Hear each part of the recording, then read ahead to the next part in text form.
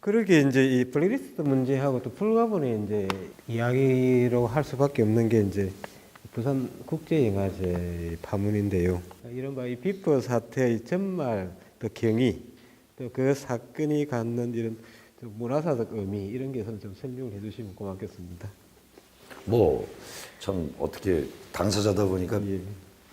요약하게 대단히 힘든 부분이 있어서 질문 받을 때마다 좀 어려운데요. 근데 이제 두 가지 측면만 보면 될 것 같습니다. 하나는 MB 정부가 들어서면서 바로 블랙리스트가 만들어졌고, 그런데 세월호가 터지면서 이제 문제가 생긴 거거든요.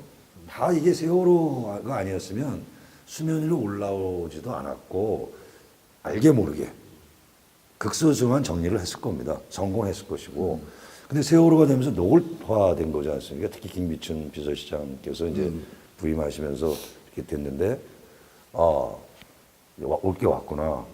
근데 그때 딱 하나만 생각한 건, 말씀하신, 우리 이 선배님들은 옛날에 감옥도 가고 고문도 당했는데, 또 더 많은, 눈물 나는 일이 얼마나 많습니까? 그런 걸 저는 이제 봐왔기 때문에, 나 하나 이렇게 다치면 되지. 감옥에 들어가서 책이나 읽지 뭐.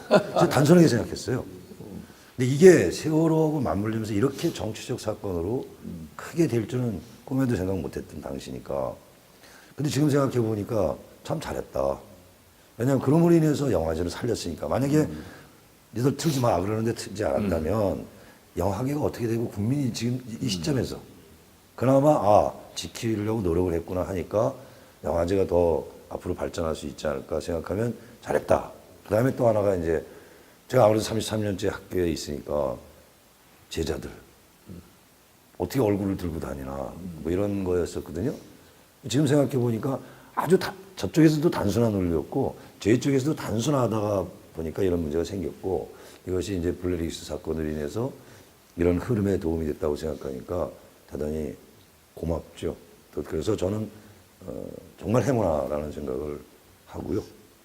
저는 부산영화제에 대해서 굉장히 우려를 했습니다. 저도 사실은 부산국제영화제가 과연 이 바람을 버텨낼 수 있을까에 대해서 굉장히 우려했어요. 사실은 우려했는데 이거 버텨내더라고요.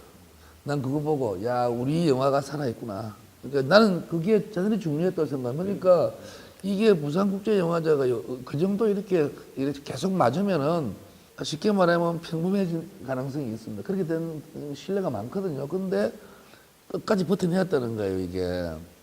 이제 버텨냈던 힘은 어디에 있을까? 저는 그렇게 생각합니다. 우리 이름을 구체적으로 거론한다기보다는 우리 이용관 교수 같은 그 인텔리전스한 굉장히 이제 비판적 지식인이잖아요. 비판적 지식인이 잘 버텨냈다는 것이고, 그리고 또 부산영화제를 지켜준 것이 전국 영화인들이고 외국 영화인들이에요.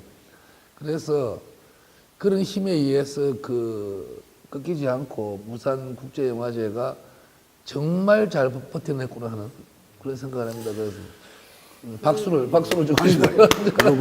그거보다 이제 일부 문화예술인들이라든가 정치를 하시는 분들이 착각을 하시는 게 부산영화제에 대해서 부산영화제가 몇몇 사람들에 의해서 운영된다.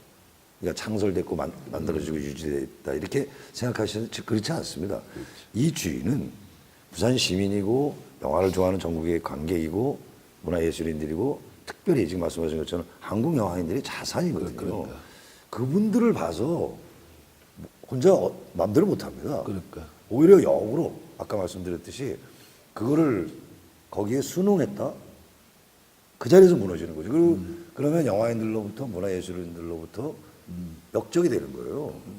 차라리 혼자 감옥에 들어가면 될 걸 뭐하러 평생 이 정권이 착각을 한 거예요.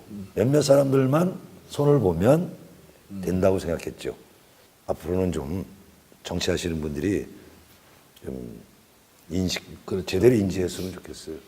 부산국제영화제 어떤 이끌어가는 사람들뿐만 아니고 영화를 사랑하는 모든 사람들이 같이 마음을 모았다 하는 것이고, 나는 오히려 이번 기회가 되어서 부산국제영화제가 앞으로 좀 더 좀 더 보편적이고 좀 더 권위 있는 영화제로 더 성장할 수 있지 않을까 저는 그런 생각까지. 네, 그러니까 이제 질문하신 것처럼 이제 우리가 봐야 될 점은 영화제가 앞으로 생존할 것인가, 진짜 진정한 생존, 그리고 더 권위 있고 더 축제 같은 부산 시민만이 아니라 한국 사람들이 자부할 수 있는 그런 이제 축제가 되느냐라는 문제가 이제 하나 남은 거 아니겠습니까?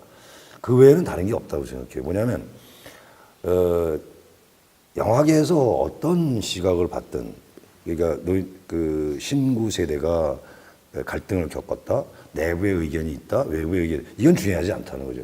아니 민주주의의 자유주의에 경론이 얼마든지 있을 수 있죠. 내부에서 외부에서. 그래 중요한 거는 그 정체성을 지킬 수 있느냐라는 문제에서 저는 희망적이라고 생각한다라부터 결론을 이제 말씀드리고 시작하면, 이제 아까 얘기하신 것처럼 신구 간의 갈등은 그것이 어떤 이유든 간에 보편적 현상입니다. 어느 나라에서는. 그걸 어떻게 봉합해 나가고 치유해 나가느냐는 문제에 있어서 한국 영화인들은 성공했거든요. 그렇죠.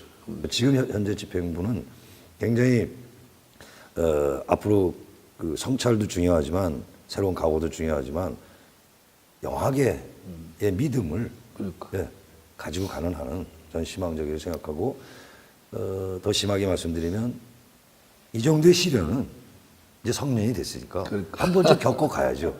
이거를 시련을 겪어내지 극복하지 못한다면 그거는 존립 자체가 없어지는 거예요. 언제나 편안한 인생은 없지 않습니까?